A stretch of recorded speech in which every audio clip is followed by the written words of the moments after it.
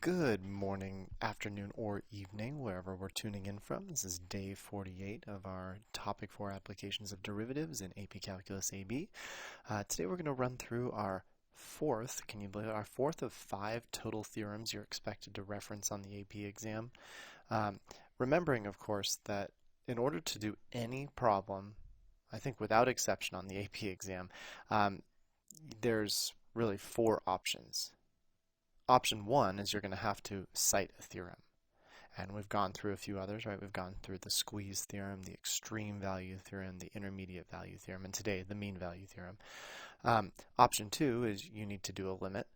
Option 3 is you need to take a derivative.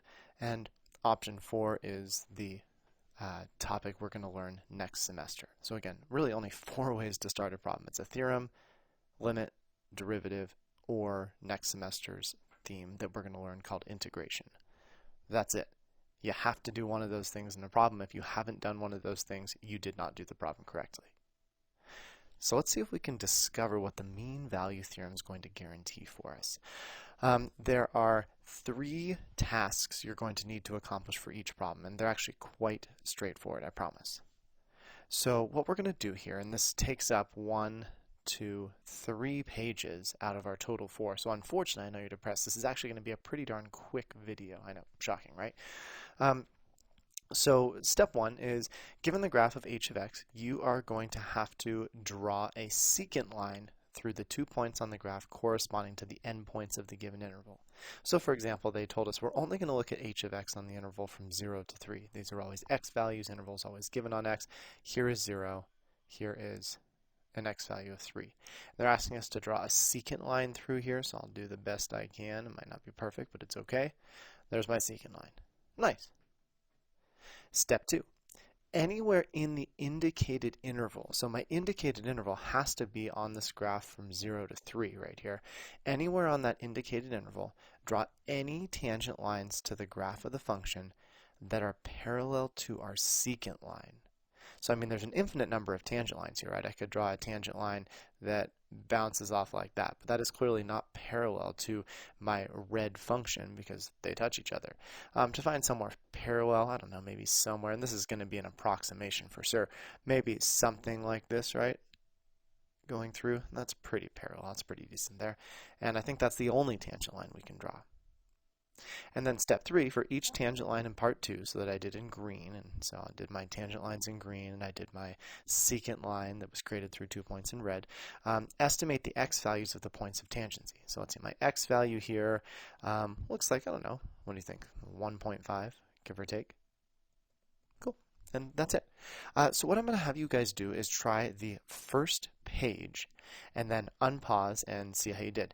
And then we'll do the same thing. Second page, unpause, well actually really the second and third page, and then unpause, and then questions, and then unpause. And each time I'm just going to scroll through my answers and maybe touch on a couple of them, but I'm not actually going to talk you through all of them. So, ready, set, go. All right. Hopefully you were able to finish the first page no problem. You'll notice that I went through and filled everything in. You can take a look at mine versus yours, and mine are just rough approximations. I didn't take the time to make sure everything's perfect, but tried to keep my colors consistent. So nothing too terrible. You might notice that we used the same parabola every single time, but we used different intervals. And it also looks like my x value, where the point of tangency occurred, is exactly in between the 2 endpoints. So on the next page, you should ask yourself a few things. First, is the x value always in between the 2 endpoints, exactly in between, maybe the average we might call it? Second, does a tangent line always exist? And third, can there be more than one tangent line? So the next 2 pages are going to do the exact same thing, right? They're going to ask you to draw a secant line through 2 endpoints, all that fun stuff, and then draw any tangent lines if they exist. Now, be careful here. This can get a little bit trickier. For example, if we look at 8, right? 8 says from 1 to 3, and this is not a point. That's the absence of a point. So when I go through and draw this secant line, and hopefully a little better than that when I go through and draw this secant line, there we go, decent. You might notice here that if you look at just the interval between the 2 endpoints, I think there's no spot here where I could draw a tangent line. So when it says number of tangents on this interval, we could say that x is the empty set, right? That was the worst empty set of my life. There we go, the empty set. Or you could just say no solution or none or DNE or something like that, right? Because there is no x value from 1 to 3 where a tangent line occurs that is parallel to the secant line, of course. So good luck with this. As before, you're going to unpause once you're done with this entire page and through number 16 as well. I would say probably don't start answering the questions until you've looked at my answers to make sure we've done everything right. And then you can start in on those answers. So go ahead and pause me and see what you can do.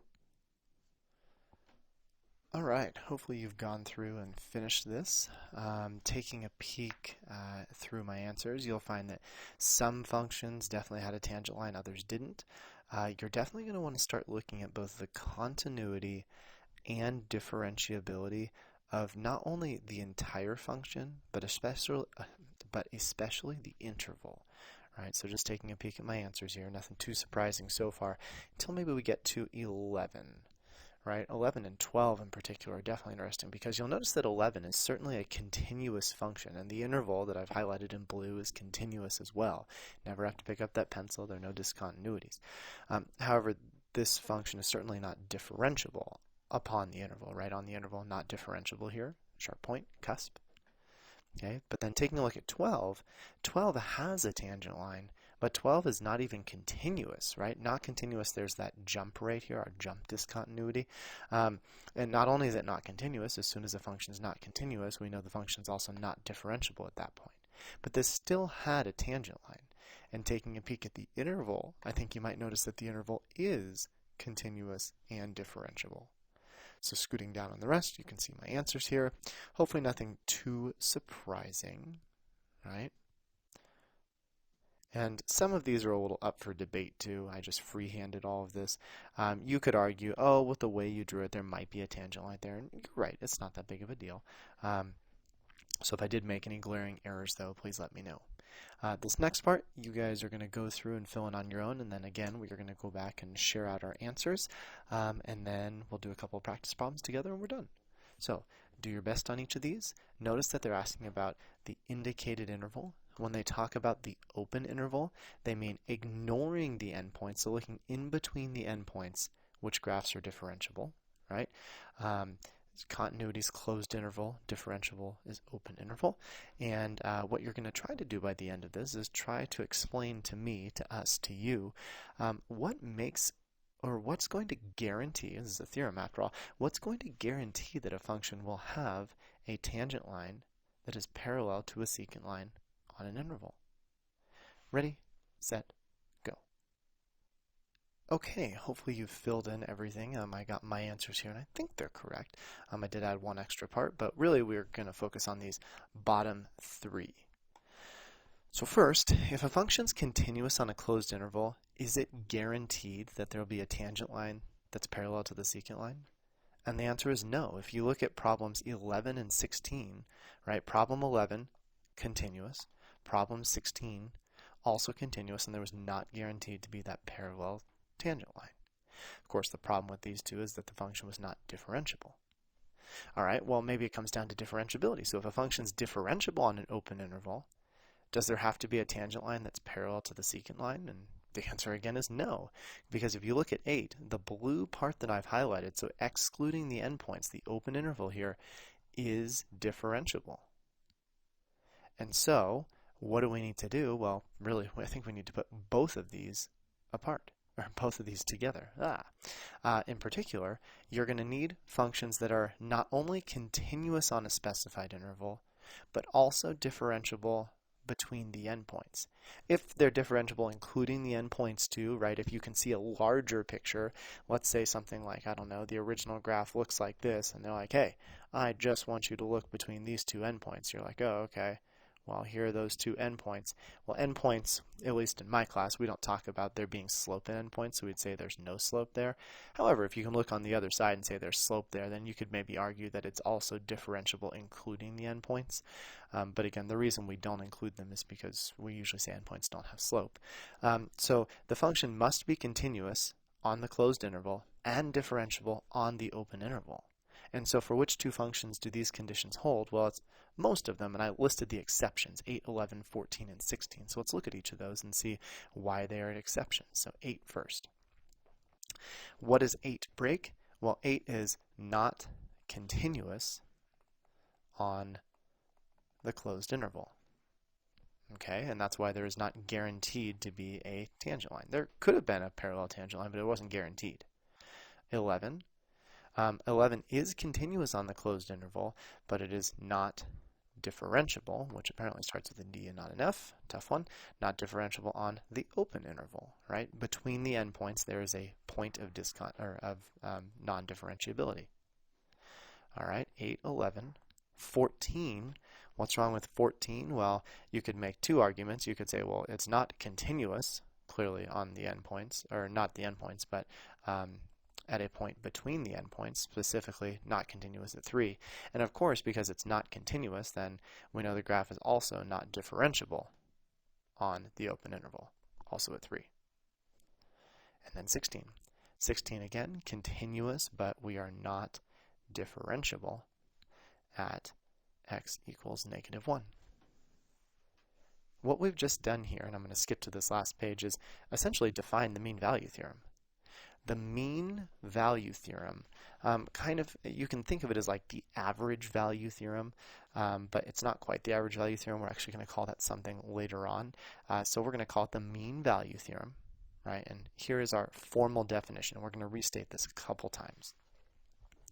If a function f is continuous on a closed interval and differentiable on the open interval, so that part shouldn't shock you too much. That's what we just talked about, right? This is our criteria for use. And really, this first part here is what we see for just about every theorem. Just start every theorem with that and you'll be doing okay. However, we do have an additional criterion for the mean value theorem, and we do need to state that the function is differentiable on the open interval. So you'll need both of those. So I'd say our setup for this theorem is a little bit more complicated than the average one because you need both of those statements, not just one. Then there must exist a number c that is in AB. So this is an open interval. Those are endpoints. And they're basically saying that c is some number between the endpoints. So c is between. Not exactly between, though it can be. Right? C is some x value between the endpoints such that, and here's where we bring our calculus in, such that when you take the derivative at c, when you look at the graph's slope at c, so the instantaneous rate of change, then that is equal to f of a minus f of b over a minus b. Now, let's restate this a couple times because that's a little confusing here. So, the slope of the tangent to f at x equals c, I'm going to try to do some colors here. So the slope of the tangent of f at x equals c, that is f prime of c, right? This is the slope of our tangent line, is equal to the slope of the secant line from a to b. And the slope of our secant line is this guy right here, right? This finds the slope of the endpoints, y2 minus y1, all that fun stuff.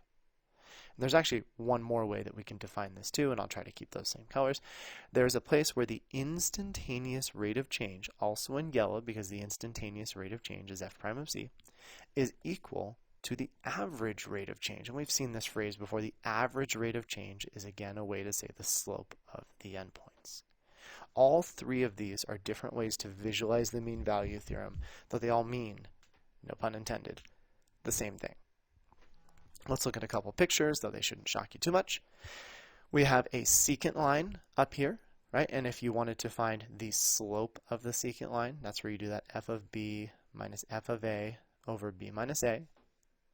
And your tangent line, and don't forget to find the slope of the tangent line, I guess I should draw a nice little arrow over here to c, is f prime of c. So what we're saying here is because these are both the slopes and the lines are parallel, we're saying that these two slopes are equal.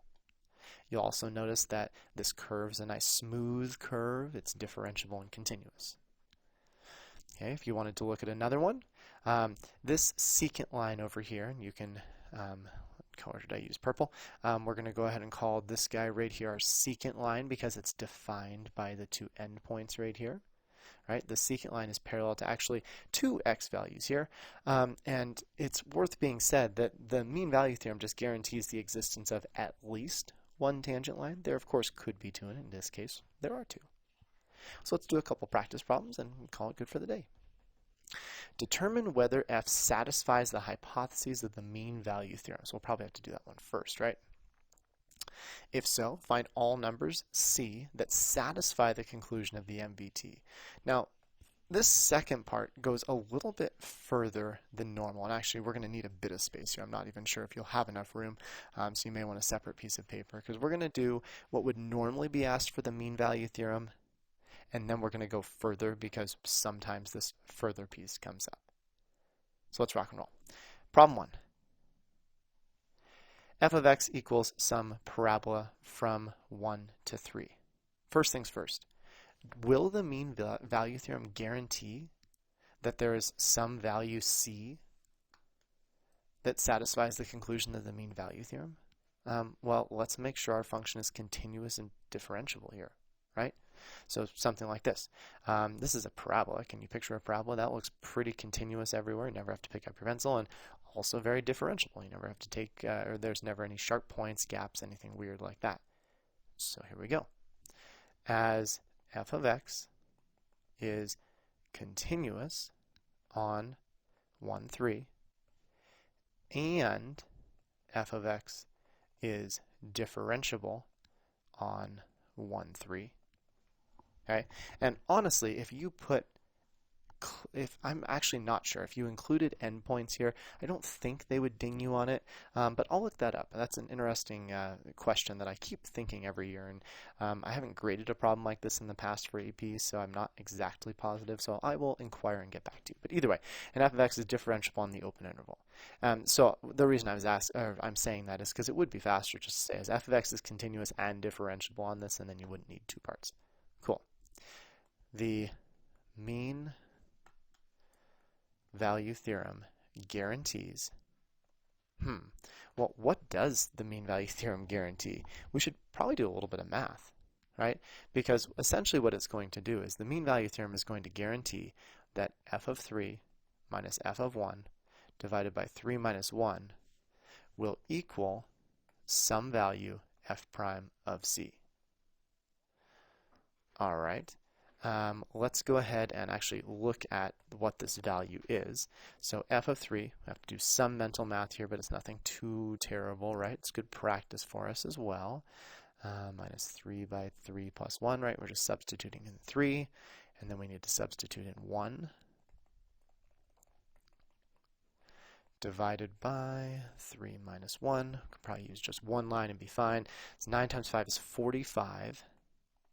Minus 9 plus 1. Then this one becomes 5 minus 3 plus 1. All this divided by 2. Definitely some mental math here. 45 minus 9 is a multiple of 9. That's got to be the next lowest multiple of 9. 36 plus 1 is 37. And then maybe we can remember this just by going over here. So we have 37. And 6 minus 3 is 3. 37 minus 3 is 34 over 2, which is 17. All right, what did we just find? Well, we found, I think, that if you were to graph this equation and you were to draw a secant line through the endpoints, we found that the secant line has a slope of 17. So what does the mean value theorem guarantee? Well, the mean value theorem guarantees that there's some value between 1 and 3, maybe it's 2, maybe it's 1.5, where if I take the derivative at that value, the answer will also be 17. And how do we do that? Well, we go through and okay, pause. This is really all that's required for the actual mean value theorem problems. Almost all of them just say, what does the mean value theorem guarantee? It guarantees that there's some value c where you do f prime of c, it's equal to 17. Going further though, and this is what I did in green, they said, cool, now actually find that value of c, right? Because the theorem is a guarantee, and then the actual calculus we're going to do is finding that value. Well, how do we do that? We begin by finding f prime of x. 10x minus 3, nothing too bad. And then we know that the slope, the outcome, has to be 17, right? C is an x value. So they're trying to say, what can you plug in for x to get a value of 17? Okay, let's continue it out. 20 equals 10x, which implies that x equals 2. So what did the mean value theorem guarantee? It guaranteed there would be some x value between 1 and 3 where the slope is 17. What did we find? We found the x value such that f prime of 2 in this case is equal to the slope of the secant line. And that's that. Why don't you guys go ahead and try the next 3? And then once you're done, I will actually go through all 3 of these in detail just to make sure you're feeling okay. And that sounds good to me. Ready, set, go. All right. Hopefully you had time for this. Let's go ahead and take a look at this next one. Let's see, on this next one. Well, I think there's actually a bit of an issue here, and hopefully you caught it. I think I have the graph up as well, so let's take a peek. I have all the graphs actually ready to go. The first graph is just our parabola, okay? And we were really just looking from 1, which is over here, all the way up to 3, which is kind of way up here, but you can picture that parabola, just nice smooth curve, nothing bad. But this next function has an issue, because we're supposed to be looking from 0 right here, right, over to, what are we looking at? I think I put in the wrong function, didn't I? Yeah, this should be a 1. Whoops-a-daisies. Give me that keyboard.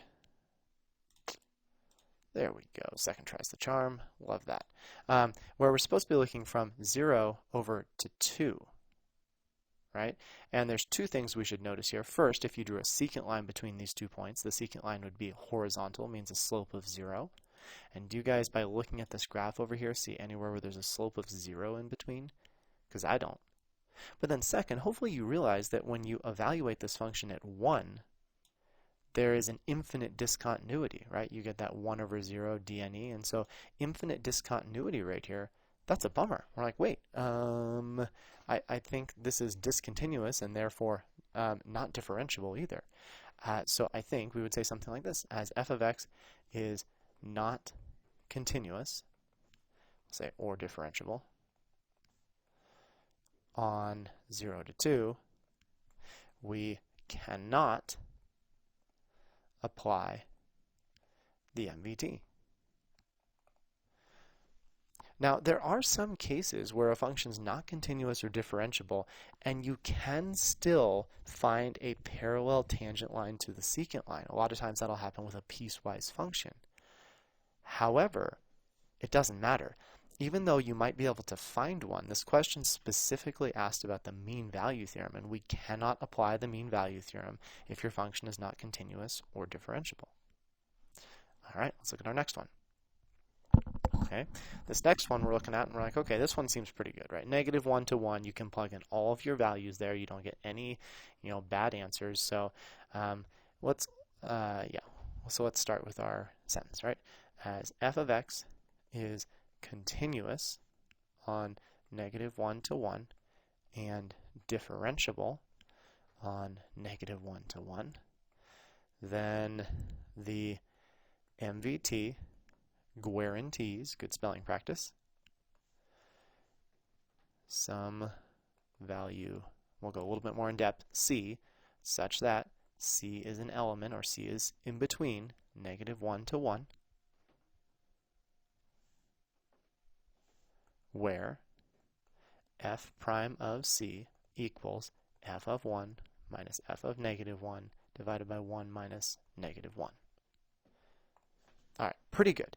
Now, if this was an actual free response, they would want you to evaluate this piece, but that's all you would need to do. Just some quick evaluation, no actual calculus here. So I'm going to go ahead and quickly evaluate that. It might help us to remember that x to the 2/3, right, is the same thing as the cube root of x squared. So let's go ahead and look at f of 1 minus f of -1 over 1 minus -1. And remember, the order of this doesn't matter. I could have put the -1 first.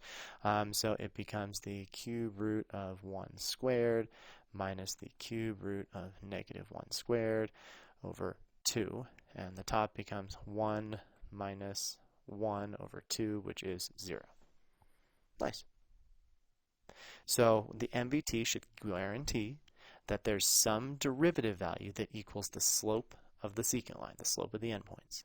So let's find it. All right, first step, we need to take the derivative. So f prime of x equals 2/3 x subtracted by 1 is -1/3. Or rewriting this nicely, 1 divided by the cube root of x. All right, and then I think we need to set this guy equal to 0, right? We're going to find the x value that causes there to be a slope of 0. Multiply by the reciprocal to get rid of this, and it's just going to cancel out. 0 over 1 divided by the cube root of x. And then two ways to treat this. You can either bring in some logic and say, well, what value of x would turn this fraction into 0? You might be tempted to say, doesn't 0? But I don't think it does, because if the denominator of the fraction becomes 0, you get 1 divided by 0, which does not exist, not 0. 0 is a number. So then you might say, well, can we cross multiply? And sure, you can. 0 times the cube root of x is 0. 1 times 1 is 1. And we get 0 equals 1. What's happening here? I'm confused. Did math just lie to us? It says that the MVT guaranteed a value of c, but I'm not being able to find algebraically a value of c. So what's happening? Well, let's take a look at the graph. Here's the graph of x to the 2/3. Oh, and what might you notice here? You might notice that this graph is continuous. It is defined everywhere. But what happens at 0, 0? Oh, there's a cusp there. And anytime there's a cusp, a sharp point, our function is not differentiable. So we actually made a mistake in our introduction, in our criteria for use. We said as f of x is continuous and differentiable. It isn't differentiable. Drat! If it's not differentiable, then we can't guarantee a parallel tangent. And in fact, there is not a parallel tangent. Now you might be saying, Mr. Grant, I didn't know that f of x wasn't differentiable. I didn't know what the graph looked like. Is there a way I could have figured that out? And the answer is sure, right? And the way we'd figure it out is by taking the derivative. Oftentimes, if you take that derivative, remember we found the derivative was 2/3 times 1 divided by the cube root of x.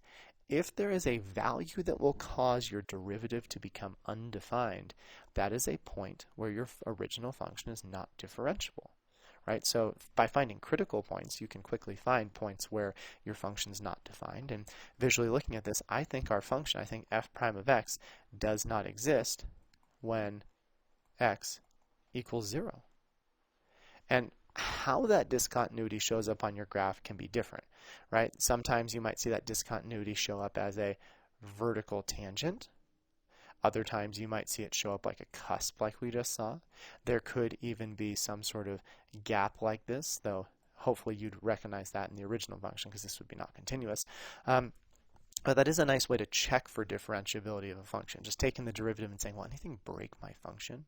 And since 0 breaks it and 0 is on this interval, then the rest of this is all done and gone.